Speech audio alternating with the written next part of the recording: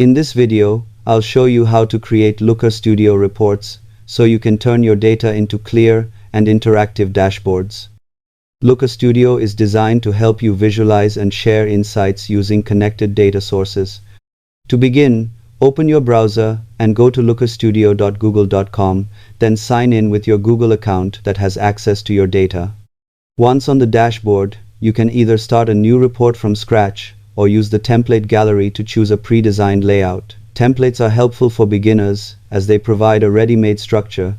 After opening a report, the next step is to connect your data source, such as Google Sheets, Excel files, or other supported platforms.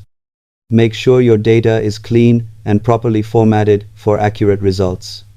Once connected, you can start building your report by adding charts and tables, then assigning dimensions and metrics from the data panel on the right.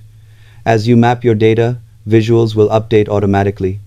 Review and adjust filters, sorting, and layouts to match your goals. Subscribe for more simple and practical tech tutorials.